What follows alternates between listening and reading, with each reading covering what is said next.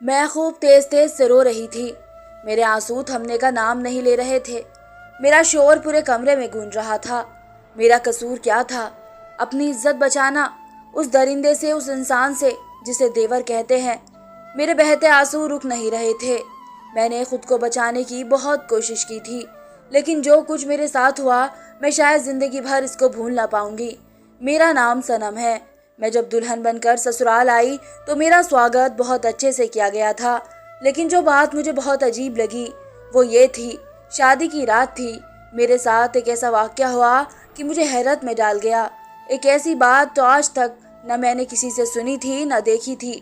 हुआ कुछ यूं कि मुझे विदाई के बाद सबसे पहले घर लाकर लॉन्ज में बिठाकर मिठाई खिलाने की रस्म की गई। मेरा छोटा देवर जब मेरे साथ बैठा तो मुझे कुछ उलझन सी हुई थी, क्योंकि वो मेरे बहुत करीब होकर बैठा था। मैं इसके पास बैठने से घबरा सी गई थी, क्योंकि अमन मेरे पति भी मुझसे कुछ दूरी बनाकर बैठे हुए थे, लेकिन वह तो बिल्कुल मेरे करीब था। अपने हाथ से उसने गुलाब जामुन मेरे मुंह के करीब किया, लेकिन बस जरा सी मिठाई खाकर मैं पीछे हट गई। मुझे हैरत ये हुई कि बाकी की मिठाई मेरे पति को खिलाने के बजाय वो खुद खा गया था। हालांकि सब मेरी झूठी मिठाई मेरे पति को ही खिला रहे थे। फिर मेरी ननंद मुझे मेरे कमरे में ले गई। मेरा कमरा बहुत खूबसूरती से सजाया गया था। गुलाबों की खुशबू से मैं अंदर तक महक सी गई थी। दिल के अरमान जाग उठे थे। अमन की मैंने तस्वीर देखी थी। वो बहुत ही हैंडसम और नौजवान था। मेरी आज तक उससे बातचीत नहीं हुई थी, इसलिए मैं कुछ डरी हुई सी थी कि न जाने किस मिजाज के होंगे। अमन मेरी ननंद कहने लगी, अब वह भी अपने घर जा रही है। ये कहाँ है? वो मेरे कमरे से चली गई। काफी देर बाद दोबारा जब कमरे का दरवाजा खुला तो मेरा दिल जोर जोर से धड़कने लगा था। एक अजीब सी घबराहट थी जो मुझ पर होने लगी थी। अमन मेरे पास आकर बैठे, लेकिन मेरी इतनी भी हिम्मत ना हो सकी नजरें उठाकर उन्हें देख सकूं। वो मेरी तारीफ करने लगे, फिर कहने लगे सब मेहमानों को भेजने में उन्हें इतना वक्त लग गया था। अपनी जेब से अंगूठी निकालकर अभी उन्होंने पहनाने के लिए मेरा हाथ थामा ही था कि कमरे के दरवाजे पर दस्तक सी होने लगी। मुझे हैरत सी हुई थी। इस वक्त कौन हो सकता था, क्योंकि सास ससुर मेरे थे नहीं। दो ननद थी, वो भी शादीशुदा थी और अपने घर जा चुकी थी। बस एक छोटा देवर था, और वो भला इस वक्त क्यों मेरे कमरे का दरवाजा खटखटाएगा। मेरे पति ने अंगूठी मुझे जल्दी से पहनाई। मुझे लगा था अंगूठी पहनाते हुए वो कुछ प्यार भरे वादे मुझसे करेंगे कि सनम तुम ये कभी भी अपने हाथ से मत उतारना, मैं बहुत मोहब्बत से तुम्हारे लिए ये लेके आया हूँ। लेकिन पहली मुलाकात ही अनरोमांटिक सी हो गई थी। अमन बेड से उठकर दरवाजा खोलने लगे। सामने मेरा देवर ही खड़ा था। जो बात वो मेरे पति से उस वक्त कह रहा था, मैं सुनकर हैरत में पड़ गई थी। कहने लगा, मुझे आपका वॉशरूम में जाना है, मैं जाऊं भाई? इसकी इस इजाजत पर हैरान होकर रह गई थी। कैसा जाहिलाना सा सवाल था। घर में और भी वॉशरूम थे और कमरों में भी वॉशरूम होंगे। भला ये कोई हरकत थी कि शादी की रात भाई के वॉशरूम में जाने के लिए दरवाजा बजा दिया जाए? अपने देवर की अकल पर मुझे ताज्जुब होता। वो कम था, लेकिन जो कुछ मेरे पति ने कहा मेरे लिए वो भी अनोखा जवाब था। मुझे लगा अब अपने भाई की बेहुदा हरकत पर उसे डांट देंगे, सख्त बात सुनाएंगे, लेकिन वह तो उसे अंदर आने के लिए रास्ता देने लगे। मेरा देवर मुझे मुस्कुराता हुआ देखकर मेरे वॉशरूम में घुस गया। आधे घंटे बाद नहा धोकर निकलकर कमरे से बाहर चला गया। शादी की पहली रात ही मेरा मूड बहुत खराब हुआ था, लेकिन मैं एक दिन की दुल्हन थी, इसलिए अमन से सामना ना कर सकी। मुझे इसके बाद ना तो पति की तारीफ अच्छी लग रही थी, ना ही मोहब्बत भरी बातें। मेरा दिमाग तो उस बेतुकी सी बात पर अटक सा गया था कि क्या बेहुदा हरकत थी। क्या वह रोज रात को नहाने के लिए मेरे कमरे में आया करेगा? ये सोच ही एक नई नवेली दुल्हन के लिए किस कदर उलझन में डालने वाली होती है। लेकिन जो कुछ मेरे साथ होने वाला था वह इस बात से बहुत बढ़कर था। मैं तो ये सोचकर ससुराल आई थी कि मेरे ससुराल में सास ननद जैसी कोई चीज नहीं है, इसलिए मैं अपने घर पर राज करूंगी। बस एक छोटा देवर है, वो भला मुझे क्या कह सकता है। दिन भर बाहर रहेगा, रात को खाना खाने ही तो आएगा, फिर वह अपने कमरे में चला जाएगा। लेकिन वो देवर नहीं, एक आफत की पुड़िया थी। रात को इसकी वजह से मैं परेशानी का शिकार रही थी और सुबह भी इसके शोर से मेरी आंख खुली थी। बाहर एक हंगामा हो रहा था। मेरी आंख खुली तो मेरा पति अमन बेड पर मौजूद नहीं था। कमरे के बाहर मुझे यूं लगा जैसे लड़ने की आवाज आ रही हो। मैं परेशान होकर उठ बैठी। जब कमरे के दरवाजे के पास आई तो आवाज साफ सुनाई देने लगी। मेरा देवर मेरे पति से इस बात के लिए झगड़ रहा था कि आप तो कहते थे कि मेरी बीवी आएगी तो सुबह उठकर नाश्ता बना कर देगी। अब आपकी बीवी आ चुकी है तो उसे जगा कर कहें कि नाश्ता बना कर दें। देवर के मुंह से ये बात और उसके जाहिलाना अंदाज पर मेरी रगों में खून भरने लगा था। कैसा बदतमीज आदमी था। इसकी उम्र भी कोई ज्यादा ना थी, मुश्किल से 18 या 19 साल का होगा। कॉलेज में पढ़ता था। मेरा पति इसे समझाने की कोशिश कर रहा था कि वे अभी नई दुल्हन है, इसलिए सुबह तुम्हारे लिए नाश्ता नहीं बना सकती। कुछ दिन बाद तो उसने ही सारे काम करने हैं। लेकिन मैं मान नहीं रहा था। मुझे उस पर इतना गुस्सा आ रहा था कि दिल कर रहा था बाहर जाकर उसके मुंह पर थप्पड़ मार दूं। मैं क्या उसकी नौकरी के लिए यहाँ आई थी जो इस अंदाज से बात कर रहा था। कुछ ही देर में मेरी ननंद आ गई। मेरी शादी को अभी 2 दिन ही गुजरे थे जब अमन ने मुझे किचन संभालने का कह दिया। मुझे शायद ये बात पहले इतनी बुरी ना लगती जितनी उस वक्त लग रही थी। वजह ये थी कि बात अमन ने मेरे इस देवर की वजह से कही थी। वो पहले ही दिन से मुझे एक आंख नहीं भाया था, लेकिन अमन ने मुझे यही कहा कि घर पर कोई औरत नहीं है, इसलिए तुम बस खाने की जिम्मेदारी संभाल लो, बाकी हर काम के लिए नौकरानी आती है। मैं शुरू में ही अपना इम्प्रेशन अमन पर गलत नहीं डाल सकती थी, इसलिए उसकी बात मान ली। समीर मेरे देवर का नाम था, जिसने तो अब एक तमाशा ही बना लिया था। एक रात को मेरे वॉशरूम में घुस जाता, 1 घंटे बाद नहा कर आता और वॉशरूम से बाहर आते ही मुझे अजीब सी नज़रों से देखते हुए कमरे से बाहर निकल जाता, जैसे पता नहीं मेरा कौन सा राज इसे पता चला है या मेरी कौन सी ऐसी बात है जो वह जान गया है। इसकी नज़रें मुझे अपने वजूद पर चुभती थी। मेरा पति भी उसे नहीं टोकता था। जब मैंने अपने पति से इस बात का जिक्र किया कि समीर का अपने कमरे में भी तो वॉशरूम होगा, फिर वो मेरे कमरे में क्यों आता है, वो कहने लगे इसे बचपन से इसी वॉशरूम को इस्तेमाल करने की आदत है, आहिस्ता आहिस्ता हो जाएगी। लेकिन वह तो अब हद से ही बढ़ गया था। सुबह भी हमारे कमरे का दरवाज़ा बजाने लगता। जब मैं दरवाज़ा खोलती तो हाथ में कपड़े लिए खड़ा होता कि उसे वॉशरूम जाना है। मुझे उसकी इस किस्म की हरकतों से चिड़सी होने लगी थी। अमन भी मना नहीं करते थे, कहते थे बच्चा है, वक्त के साथ साथ समझ जाएगा। अब वह इतना भी बच्चा नहीं था। दूसरी अजीब बात जो मेरे साथ होने लगी थी वह मुझे लगातार देखने लगा था। जब तक हम डिनर करते रहते उसकी नज़रें मुझ पर ही टिकी रहती। मैंने उसे 1-2 बार घूर कर भी देखा कि वह अपनी इस हरकत से बाज आ जाए, लेकिन वह यूं ही बदतमीज़ों की तरह मुझे देखता रहता था। एक बार जो बात उसने मुझसे कही मैं हैरत में पड़ गई थी। वह कॉलेज से आते ही मेरे कमरे में नहाने गया था। मैं किचन में खाना बना रही थी। जब वो नहाकर किचन के दरवाजे के पास खड़ा होकर मुझे देखने लगा, मुझे जब उसकी नज़रों से उलझन सी महसूस हुई तो मैंने पलट कर देखा तो वह किचन के दरवाजे पर खड़ा था। मुझसे कहने लगा, आपके कपड़ों की चॉइस बहुत अच्छी है, आप बहुत खूबसूरत कपड़े पहनती हैं। मैंने इसकी इस बात पर उसे हैरत से देखा था। ये बात अगर अमन कहते तो मुझे अच्छा भी लगता। वह लड़का तो मुझे पहले ही एक आंख नहीं भाता था। मैंने कहा, शर्म नहीं आती तुम्हें? मैं तुम्हारी भाभी हूँ और भाभी बड़ी बहनों जैसी होती है। मेरी बात सुनकर वह कंधे उचका कर चला गया और लापरवाही से बोला, तो मैंने आपसे ऐसा क्या कह दिया? यही तो कहा है, आपकी चॉइस कपड़ों के मामले में बहुत अच्छी है, इसमें बेशर्मी वाली कौन सी बात है? ये बात तो मैं अपनी बड़ी बहन से भी कहता हूँ। मैंने कहा, शक्ल से तुम बेवकूफ़ नहीं लगते, अच्छे खासे समझदार हो, बुरा नहीं लगता तुम्हें भाभी का कमरा यूज़ करते हुए? तुम्हारे अपने कमरे में भी वॉशरूम है, तुम वह इस्तेमाल क्यों नहीं करते? मेरे कमरे में ही क्यों आते हो? जो जवाब उसने मुझे दिया मैं सोच में पड़ गई थी। कहने लगा, जो बात आपके वॉशरूम में है वह कहीं और नहीं है ना भाभी, इसलिए वहीं जाता हूँ। फिर जब भाई को एतराज़ नहीं है तो आपको क्यों है? ये कहकर वह मुझे फिर से उन्हीं अजीब नज़रों से देखता हुआ बाहर चला गया, जिन नज़रों से मुझे अजीब सी चिढ़ थी। एक बार जब वह नहाकर वॉशरूम से निकल कर गया तो मैं वॉशरूम में चली गई कि देखूं ऐसा भी मेरे वॉशरूम में क्या है। लेकिन जब मैंने वॉशरूम को चेक किया मुझे हैरत का झटका लगा था। वॉशरूम में मेरे रात वाले कपड़े टंगे हुए थे। मुझे वह देखकर हैरत हुई थी, क्योंकि मैं अपने कपड़े वॉशिंग मशीन में रख चुकी थी। मेरे कपड़े वॉशरूम में किसने रखे हुए थे? अमन तो वैसे भी लापरवाह तबीयत के इंसान है, ऐसा नहीं कर सकते थे। वह तो अपनी चीज़ भी रखकर भूल जाते थे, मुझसे मांगते थे। तो क्या मेरे देवर ने? मेरे होश ही उड़ गए थे। ये किस किस्म का लड़का था? ये मेरे कपड़े वॉशरूम में रख कर क्या करता था? क्या ये मुझ पर बुरी नज़र रखने लगा था और मेरे कपड़ों से फ़ायदा उठाता था? इसने तो मुझे अजीब सी सोच में मुब्तला कर दिया था, क्योंकि वह मुझे खाने के दौरान लगातार नज़रों से देखता रहता था।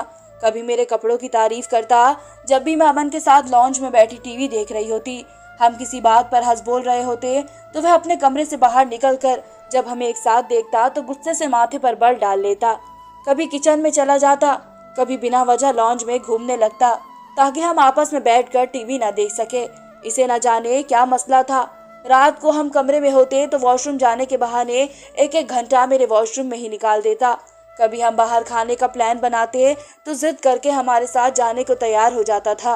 मैं अगर अमन से कुछ बात कहती तो वो कहते बच्चा है, अकेला घर पर क्या करेगा, तुम क्यों इतने से बच्चे से चिढ़ती हो।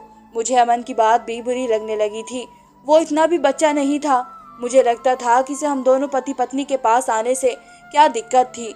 रात के 3 बजे वो अमन को कॉल कर देता कि भाई मेरी तबीयत ठीक नहीं है, मेरे कमरे में आ जाए। पति फिक्रमंदी से बाहर निकल जाते, फिर पूरी रात कमरे में नहीं आते थे। शायद वो मेरे साथ अमन को बर्दाश्त नहीं करता था और अमन वो अपने छोटे भाई से इतना प्यार करते थे कि उन्होंने उसकी गंदी नीयत नजर ही नहीं आती थी। एक बार मैं किचन में खाना पकाकर पसीने से तर हो गई। अपने कमरे में दाखिल हुई तो समीर मेरे कमरे में पहले से मौजूद था। मेरी अलमारी खोलकर मेरे फैंसी कपड़ों को हाथ में पकड़े अजीब सी हरकतें कर रहा था। मुझे देखकर शर्म सी आने लगी।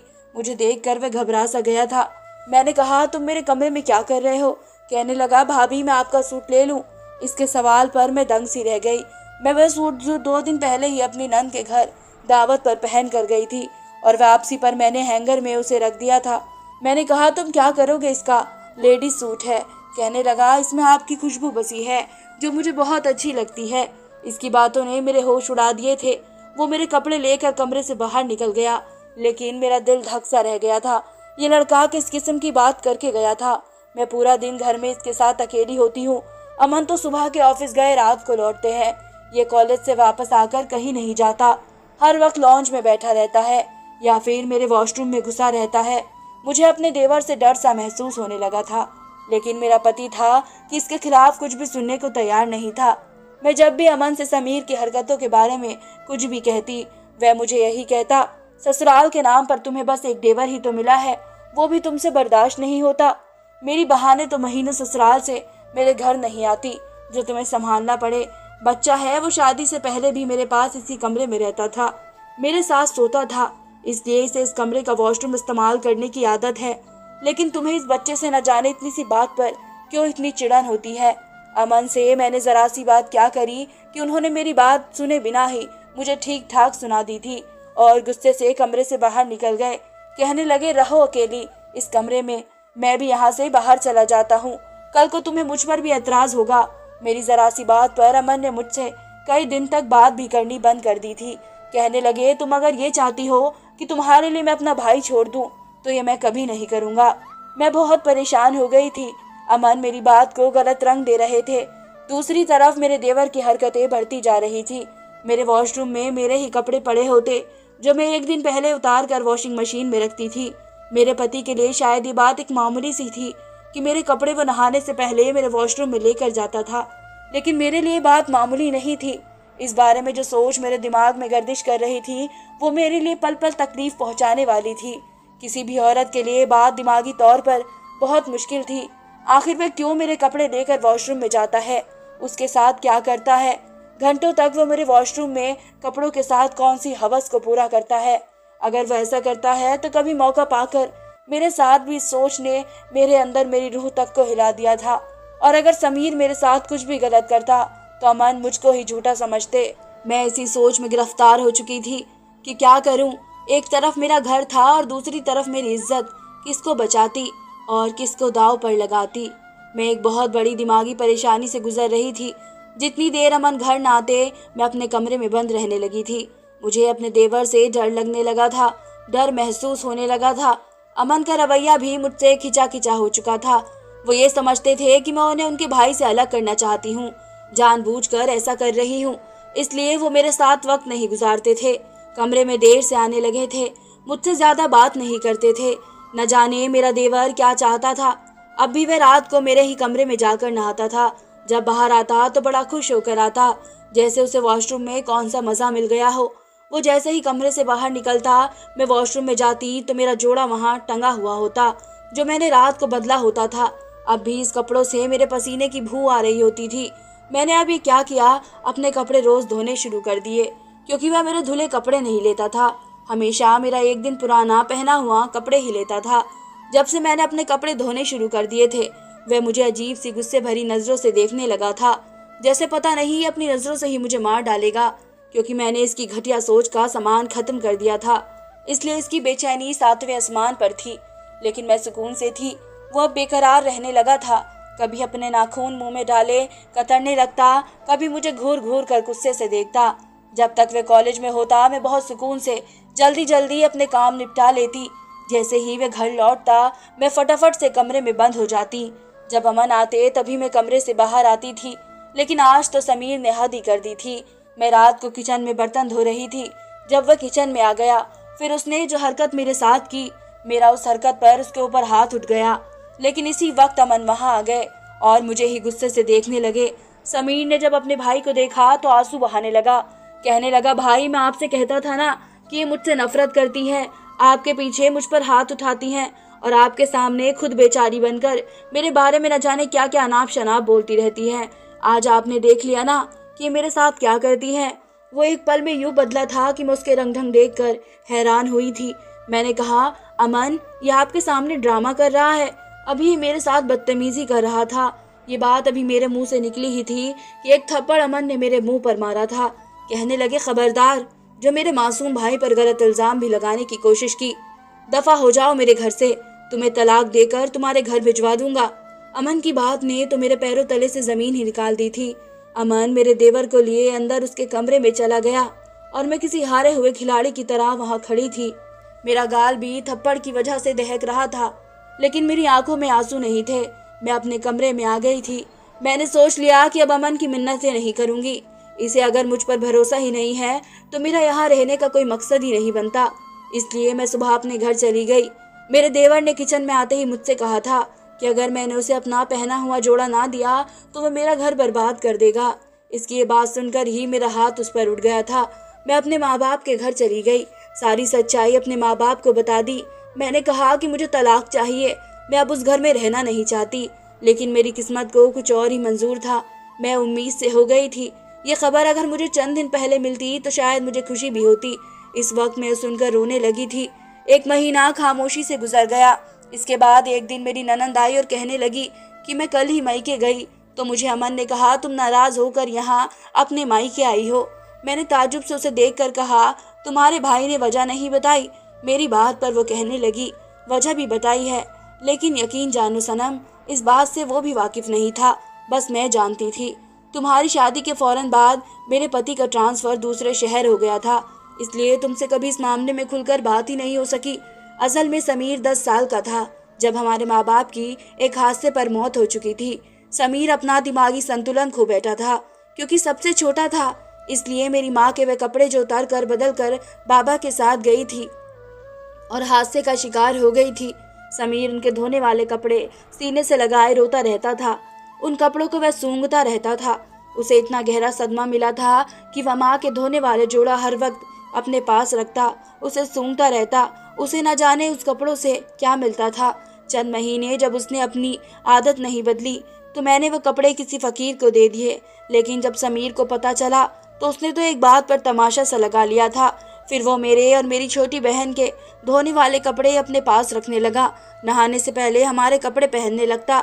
उसे आदत सी हो गई थी किसी पुराने कपड़ों से।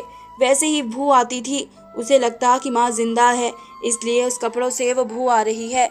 इसकी ऐसी आदत से हम तंग आ चुके थे, लेकिन हमारी शादी के बाद से वो बिल्कुल ठीक हो गया था। मुझे नहीं पता था कि वह तुम्हारे साथ भी ये सब करेगा, लेकिन मैंने अमन को भी समझाया है और समीर को मैं अपने साथ ले जा रही हूँ ताकि उसका दिमागी इलाज करवा सकूँ। मेरी ननन ने मेरा घर बर्बाद होने से बचा लिया था। ननन बुरी नहीं होती, हम बस उनके बारे में सोच ही गलत लेते हैं। धन्यवाद दोस्तों।